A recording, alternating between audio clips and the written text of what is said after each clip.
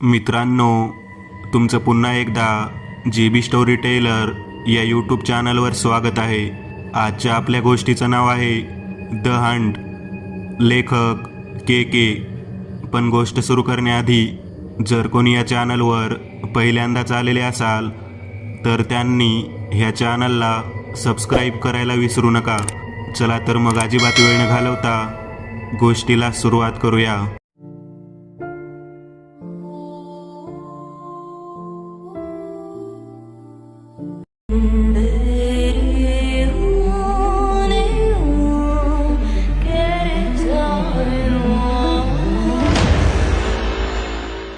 Kasauli hill स्टेशनमधील एक सकाळ. अर्जुनची car एका बंगल्यासमोर येऊन थांबली. तो गाडीतून उतरला. बाजूला असलेली एक बॅग आणि खांद्याला एक सॅक लावून तो बंगल्याच्या गेटमधून आत आला. दिसायला अतिशय सामान्य असा तो इथं काही दिवस आराम करायला म्हणून आला होता. बंगल्याच्या समोर असलेल्या गार्डनमध्ये एक वृद्ध माणूस गवत कापायचं मशीन फिरवत होता. हेलो काका, मैं मुंबई से आया हूँ. आपको सिंह साहब का फोन आया होगा, उन्होंने मेरे बारे में बताया होगा. अर्जुन म्हणाला. जी हाँ आइए साहब. तो माणूस तिथला केअरटेकर होता. मेरा नाम है बाबू.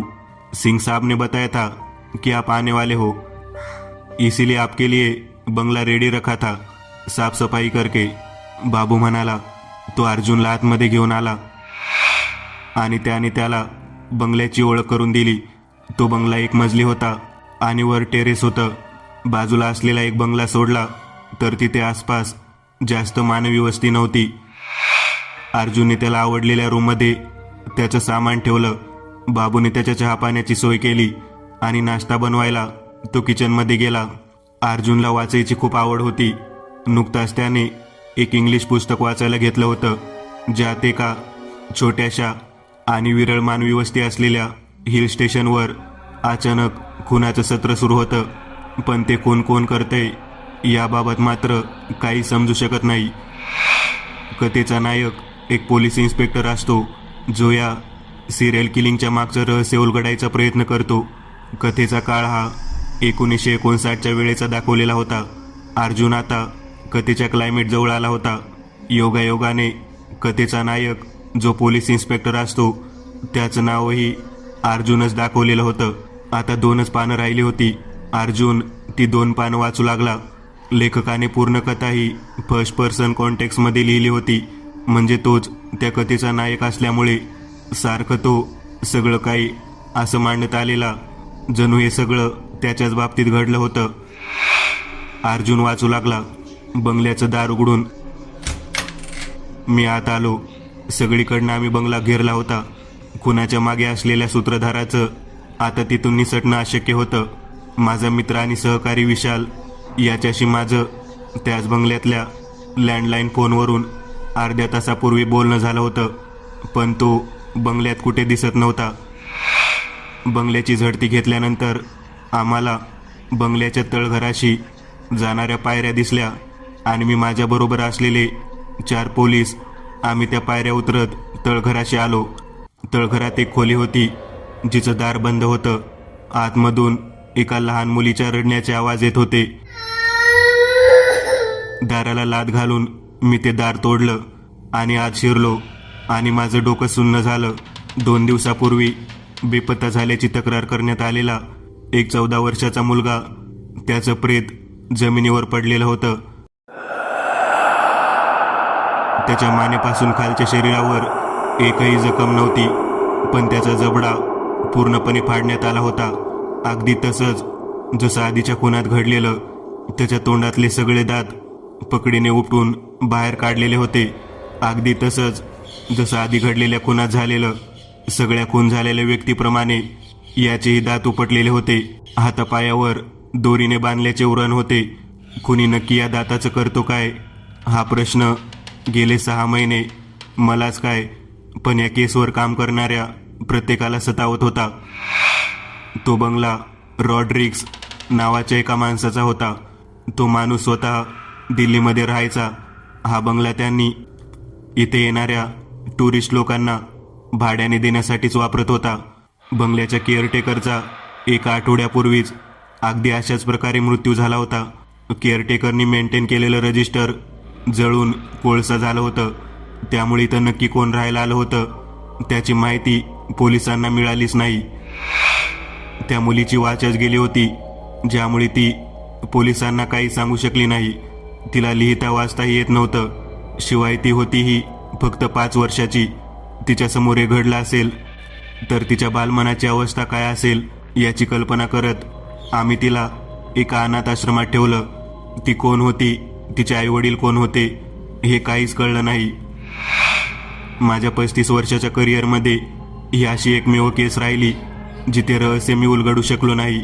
पण सुदैवाने त्या मुलाचा खून झाला आणि त्यानंतर तिथलं खुनाचं सत्र कायमचंच बंद झालं. कथा संपली होती. अर्जुनचा हिरमोड झाला होता, कारण इतकं सगळं होऊनही रहस्य उलगडलं गेलंच नाही. बाबू नाश्ता घेऊन आला. अर्जुन नाश्ता करून बंगल्याच्या टेरेसवर आला. आज तो पूर्ण सुट्टी रिलॅक्स करणार होता. त्याने गेले 12 तास सिगरेट ओढली नव्हती, त्यामुळे आता त्याने टेरेसवर येत सिगरेट पेटवली. त्याची नजर बाजूच्या बंगल्याच्या टेरेसवर गेली.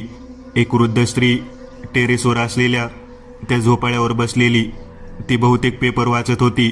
अर्जुनची नजर तिच्यावर होती आणि बहुतेक तिला हे जाणवलं असावं. तिने पेपरवरून नजर काढून अर्जुनकडे बघितलं आणि एक स्मित हास्य केले. ती दिसायला जरा विचित्र होती.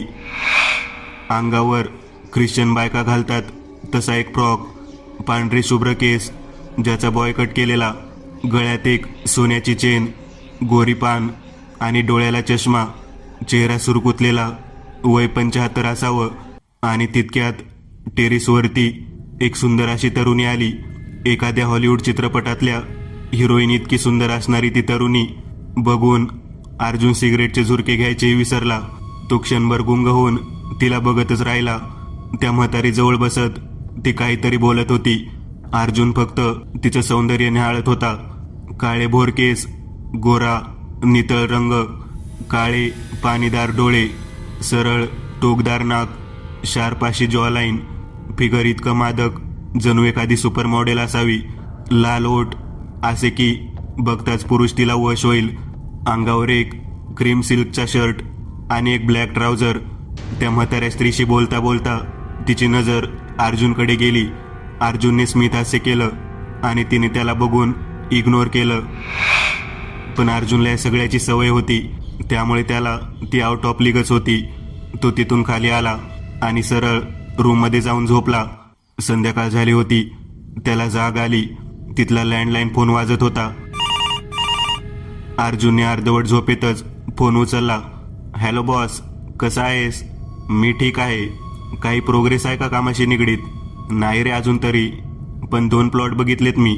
सौदा झाला की डील क्रॅक करीन, मग तुला सांगीनच, अर्जुन म्हणाला. ओके. सिंगने फोन ठेवला. अर्जुननेही फोन ठेवला आणि आता तो बेडरूममधून खाली निघाला. बाबूचा मोबाईल वाजत होता.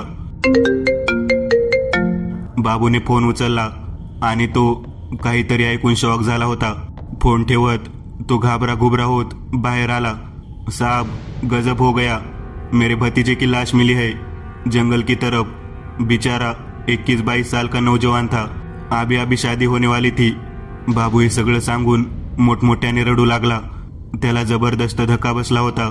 अर्जुन त्याला शक्य तितकं सांत्वन देत शांत करायचा प्रयत्न करत होता. पण तरुण पुतण्याचा मृत्यू हे खूप मोठं दुःख होतं. अर्जुनने त्याला काही पैसे दिले. बाबू तिथून सरळ घरी गेला. आता अर्जुन त्या घरात एकटाच होता. जेवण वगैरे बाबू बनवून गेला होता, त्यामुळे जेवणाच्या सोयीचा काही प्रॉब्लेम नव्हता. अर्जुन वरती आला आणि त्याने बॅगेतून स्वतःच्या आवडीची ब्लॅक लेबलची बाटली काढली. तो टेरेसवरती आला. थंड मोकळ्या हवेत एका टेबलावर बाटली ठेवली आणि बाजूला असलेल्या एका आराम खुर्चीत बसून तो एक एक पॅक घेऊ लागला. त्याची नजर सतत बाजूच्या बंगल्याच्या टेरेसकडे जात होती, पण तिथे कोणीच नव्हतं. त्या सुंदर तरुणीवर तो पूर्णपणे भाळला होता आणि ती त्याला आता कुठेच दिसत नव्हती. समोरच आजचा पेपर ठेवला होता. त्याने तो पेपर उघडला. आतल्या पानात तिथल्या लोकल बातम्या होत्या.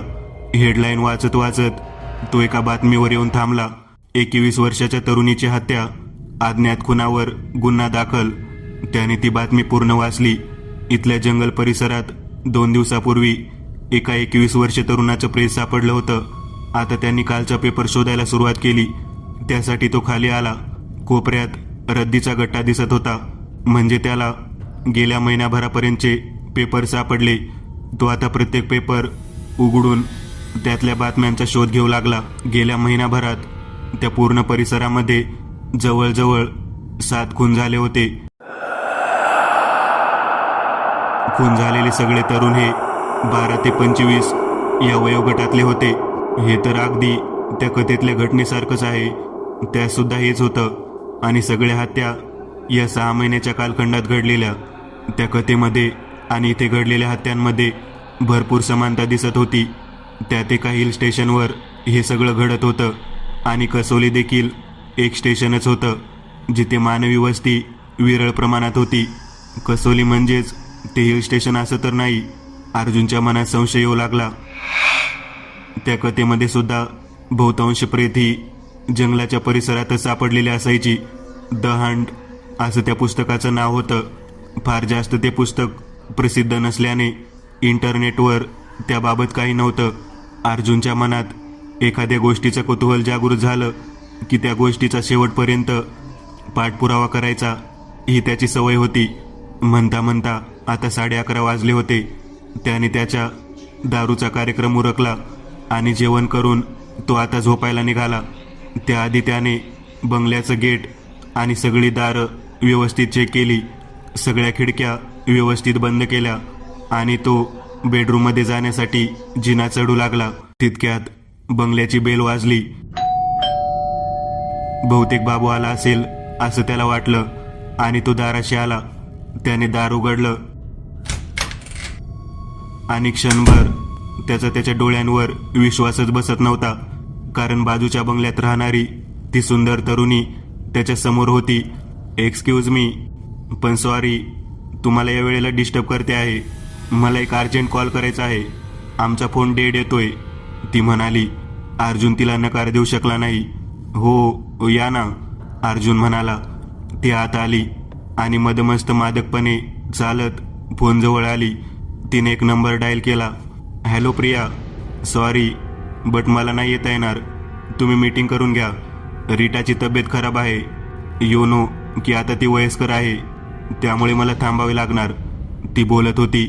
अर्जुन तिला मागून निहाळत होता. तिचं ते मादक फिगर त्याला उत्तेजित करत होतं. तिचं बोलणं संपलं आणि फोन ठेवून दिला. ती मागे वळली. थँक्स आणि सॉरी मी तुम्हाला त्रास दिला, पण कॉल खूप महत्त्वाचा होता. बाय द वे मी यास्मिन, शेजारीच राहते, ती म्हणाली. Wow nice name. मी तुम्हाला बघितलं सकाळी. त्या आजी होत्या, मग तुम्ही आलात. त्या तुमच्या आजी आहेत का, त्याने विचारलं. हो, मी दिल्लीला असते, रिअल इस्टेट कंपनीत जॉब करते, ती म्हणाली. खरं का काय?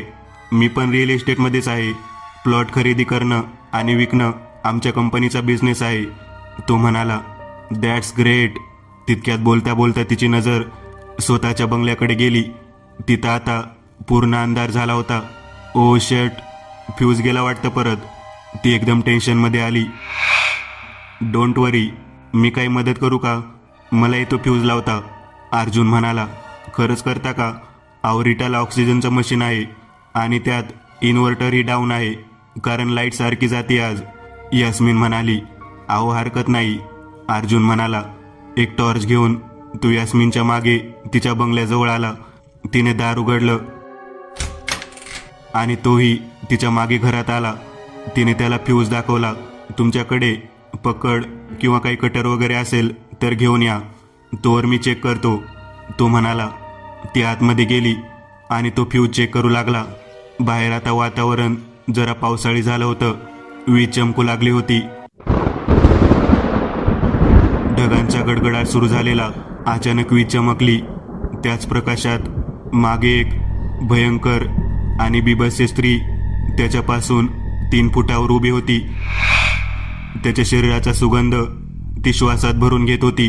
केसांच्या किळसवाण्या जटा जमिनीवर लोळत होत्या. गालांना काळ्या चिरा पडलेल्या डोळ्यांतल्या बाहुल्या नाहीशा होऊन फक्त पांढरे डोळे दिसत होते. कानाच्या पाळ्या मानेपर्यंत लोंबत होत्या.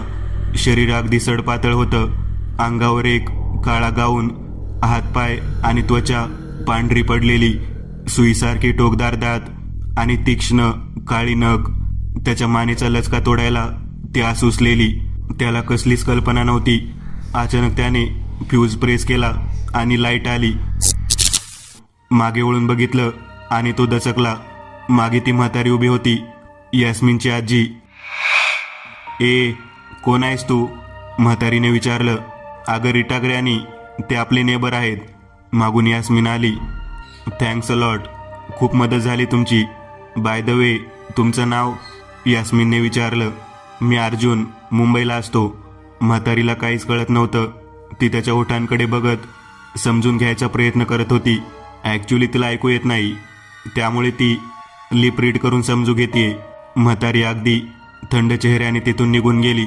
पुढे जाऊन तिने मागे वळून एक विचित्र नजर त्याच्याकडे टाकली आणि ती एक विकृत स्मित करत वर निघून गेली. यात एक गोष्ट होती जी अर्जुनला माहीतच नव्हती. ती 5 तास आधीची. 5 तास आधी जेव्हा अर्जुन लँडलाईन फोनवर बोलत होता, तेव्हा समोरच्या बंगल्याच्या खिडकीतून ती म्हातारी दुर्बीनने अर्जुनवर नजर ठेवत होती. त्याच्या ओठांच्या हालचाली टिपून तिने तो काय काय बोलत होता हे सगळं लिहून घेतलं होतं. तो पेपर घेऊन ती खाली आली आणि तिने तो पेपर त्या तरुण मुलीला दिला. Plot, real estate, good. तसं पण खूप वीक दिसतो तो, ती म्हणाली. पण घाई करायची नाही, समजलं बेटा? यास्मिन तिला म्हणाली आणि म्हातारी तिच्या मांडीवर डोकं ठेवून रडायला लागली होती. अर्जुन तिथून यास्मिनची रजा घेऊन निघाला. यास्मिनचं ते स्मित हास्य त्याला अक्षरशः वेड लावत होतं. लव ॲट फर्स्ट साईट सारखं त्याला आता जाणवू लागलं होतं. पण त्याच वेळी त्या म्हातारीचा चेहरा, तिचे हावभाव आणि तिचं तिथं असणं त्याच्या मनात एक खूप निगेटिव्ह वाईब निर्माण करत होतं. तो तेथून स्वतःच्या बंगल्यात आला. बेडवर आडवा पडत कल्पनाविलासात तो रमून झोपी गेला. मध्यरात्री तिथं खूप मुसळधार पाऊस सुरू झाला. बाहेर वीज आणि ढगांचा तांडव सुरू झाला आणि त्याच आवाजाने तो दचकून जागा झाला. डोळे उघडले तरीही काहीच दिसत नव्हतं. काही सेकंदात त्याचे डोळे अंधाराला सरावले.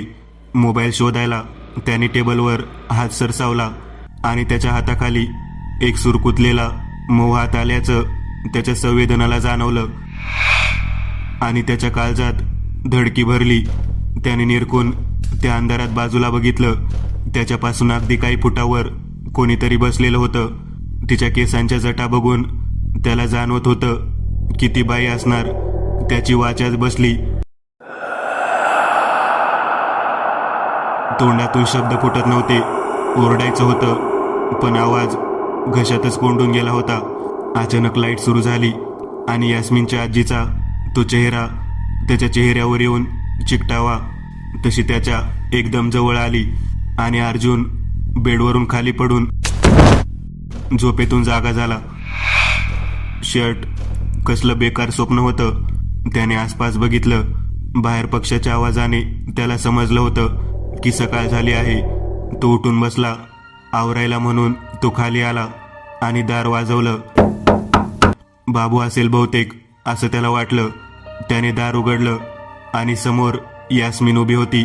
आज ती अप्रतिमरित्या सुंदर दिसत होती. तो तिला बघतच राहिला. अंगावर निळी सिल्कची साडी, स्लीवलेस ब्लाऊज, गळ्यात एक मोत्याची माळ, केस मोकळे सोडलेले. तिच्या गोऱ्या नितळ शरीराचा एकूण एक भाग तो नजरेत कैद करू लागला. गुड मॉर्निंग, एक गोड हास्य करत ती म्हणाली. तिच्या हातात एक बाऊल होता. त्यात बहुतेक तिने काहीतरी ब्रेकफास्ट आणला होता. आज मी स्पेगेटी बनवलेली, म्हटलं तुम्हाला द्यावी. तिने बाऊल त्याच्या हातात दिला. आज काही स्पेशल आहे का? त्याने विचारलं. हो, माझा बर्थडे आहे.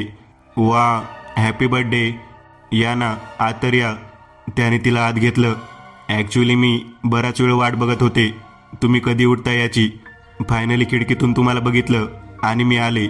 बाय द वे, तुम्ही मॅरिड आहात? तिने विचारलं. नाही हो, अजून कोणी भेटलंच नाही. तो म्हणाला, सेम, माझंही तेच झालं. कधीच कोणी भेटलं नाही. जे भेटलं त्यातलं कोणी आवडलं नाही. कमॉन, हे मी म्हटलो तर मान्य करतील लोक, पण तुम्ही म्हणल्यावर कोणी मान्य करणार नाही. बघता क्षणी प्रेमात पडेल तुमच्या कोणीही, तो म्हणाला. त्याचं हे बोलणं ऐकून ती लाजेने गुलाबी झाली. त्याच्या डोळ्यात डोळे घालत ती काही क्षण नुसती त्याला बघत राहिली आणि तितक्यात त्याचा फोन वाजला. त्यांच्यात आता तिथं काही तर होणारच होतं, पण तितक्यात फोन आला. त्याने फोनवर बोलायला सुरुवात केली. अरे हो रे बाबा, प्लॉट्स बघितलेत मी, पण थोडा वेळ लागेल. मी अजून काही दिवस इथंच थांबतोय. तू टेन्शन नको घेऊ. मी करतो डील फायनल आणि मगच येईन तिकडं.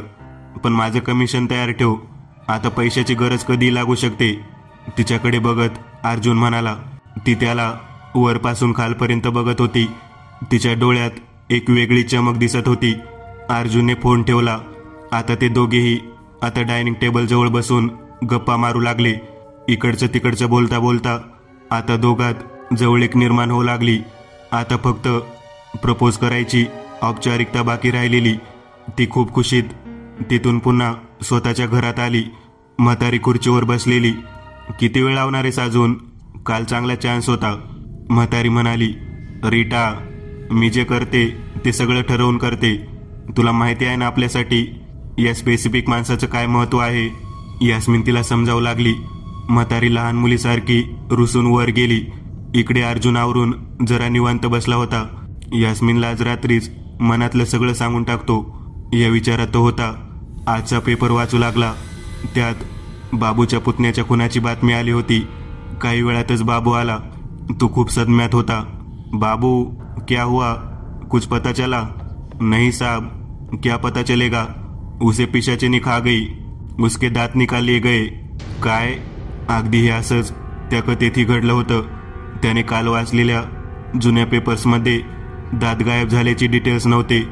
त्याचं कुतूहल आता त्याला शांत बसू देत नव्हतं. बाबू किचनमध्ये निघून गेला आणि अर्जुन आता तिथून मार्केटमध्ये आला. पोलीस चौकीच्या शेजारी एक गिफ्ट शॉप होतं. आज तिचा बर्थडे आहे. तिला एक गिफ्ट देऊन प्रपोज करावं हे त्याच्या मनात आलं होतं. एका अँटिक वस्तूचे ते गिफ्ट शॉप होते. तिला अँटिक वस्तू आवडतात हे त्याला तिच्या घरात काल दिसलेल्या अँटिक वस्तूकडे बघून समजलं होतं. तिथून तो बाहेर आला. एक जण पोलीस चौकीच्या बाहेर उभा होता. आतमध्ये कसला तरी हलकल्लोळ माजला होता. हिंदीमध्ये ते लोक पोलिसांना जाब विचारत होते. जवळजवळ 15-20 लोक होते. तो माणूस बाहेर उभा राहून शांतपणे सिगरेट ओढत होता. बॉस, ये क्या हो रहा है? कुछ नहीं यार, कल फिर एक लड़के की मौत हुई जंगल के पास. तो ये लोग पुलिस से पूछ रहे हैं कि आखिर पुलिस क्या कर रही है. पिछले 3 महीने से यही सब चल रहा है. 14 से 25 साल के लड़के ते सब. त्याच्याशी बोलता बोलता अर्जुनने त्याचं चांगलं जमू लागलं. दोघेही तिथून चालत एका चहाच्या टपरीवर आले आणि मग चहा न घेताच समोरच्या एका बारमध्ये आले. तुम्हारा नाम क्या है? अर्जुन ने विचारलं. मैं संग्राम, यही के लोकल पेपर में क्राइम रिपोर्टर हूँ. इस केस पे बहुत रिसर्च किया है मैंने पिछले 2 महीने में, पर ये पुलिस कमबख्त निकम्मी है, कुछ कर ही नहीं रहे है. क्या रिसर्च किया? अर्जुन ने विचारलं. अर्जुनला आता कुतूहल होतं. ये सब कुछ कोई इंसान नहीं कर रहा भाई, ये उसका काम है. उसका? किसका? मिसाबा. तो रिपोर्टर आता 2 पॅक घेऊन होता. बॅगमध्ये हात घालून त्याने काही कागदपत्रांच्या झेरॉक्स बाहेर काढल्या. ये देखो, 1959 की फाइल्स की कॉपीज है.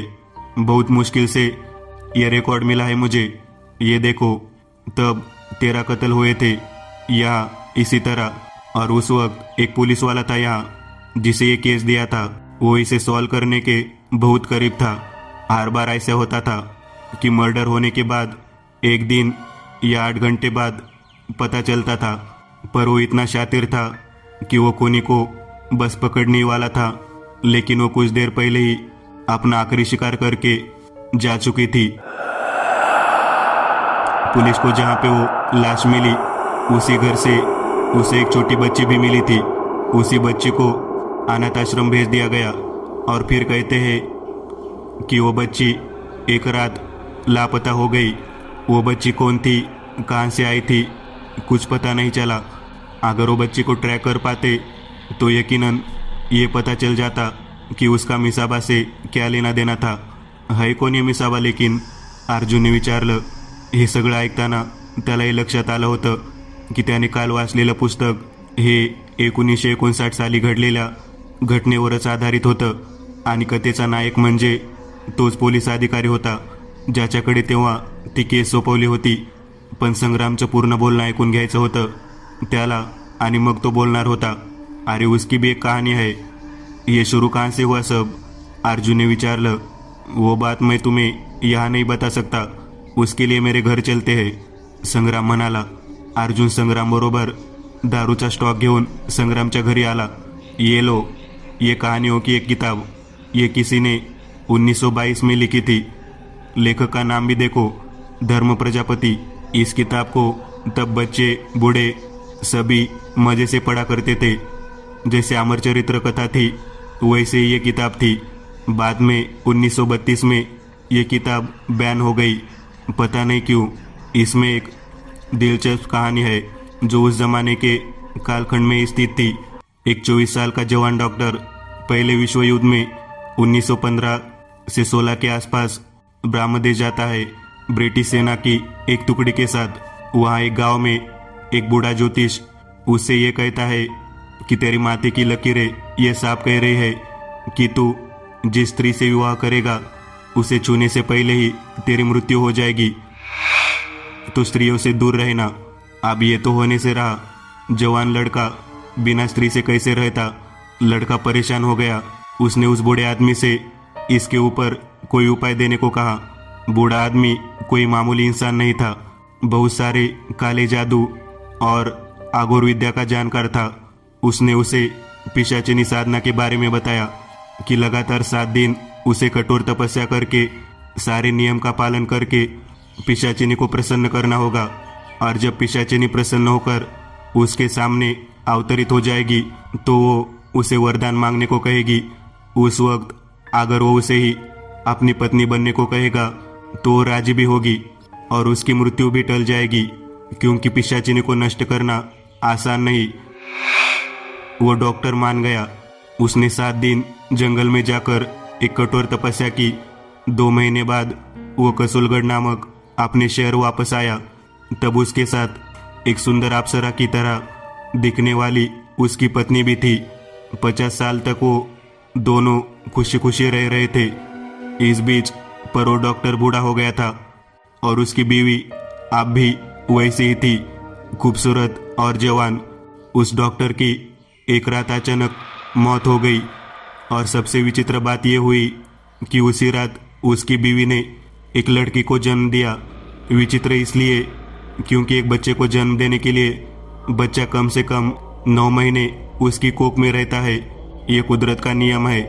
पर एक रात में उसे बच्चा पैदा हो गया, जबकि उस रात तक उसकी कोख में कोई बच्चा होने का किसी को आभास तक नहीं था. डॉक्टर तो मर गया और उसके दूसरे दिन वो अपने बच्चे के साथ कहीं गायब हो गई. वो कहाँ गई किसी को कुछ पता नहीं चला. उसी का नाम था मिसाबा. ब्रह्मदेश में उसके साथ काम करने वाले एक दोस्त को उसकी मृत्यु का पता चला तो वो यहाँ आया. उसके दोस्त ने घर वालों को उसकी बीवी के बारे में ऐसी बातें बताई जो सुनकर सबको गहरा धक्का पहुंचा. वो कोई मामूली औरत नहीं थी, एक नर पिशाचिनी थी जिस डॉक्टर ने उस वक्त हासिल किया था जब वो ब्रह्मदेश में था. मिसाबा नाम की वो पिशाचिनी उसकी पत्नी बनकर उसके साथ रहती थी. उसे जिंदा, जवान और खूबसूरत रहने के लिए कम से कम 13 जवान लड़कों के खून की और उनके दांतों की हर 63 साल के बाद ज़रूरत पड़ती है. अगर वो उसे ना मिले तो वो बूढ़ी होने लगती है. ऐसा इस कहानी में लिखा था. कहानी यही खत्म हो जाती है. बाप रे, ये तो बहुत खतरनाक है भाई, अर्जुन म्हणाला. हाँ यार, पर आप पता नहीं और कितने लोग मरेंगे. संग्रामशी बोलता बोलता त्याला वेळेचं भान राहिलं नव्हतं. तो आता तिथून निघाला. उद्या ते परत भेटणार होते. आणि अर्जुनला आता यास्मिनला बघायची इच्छा होती. तो घाईघाईत घरी पोहोचला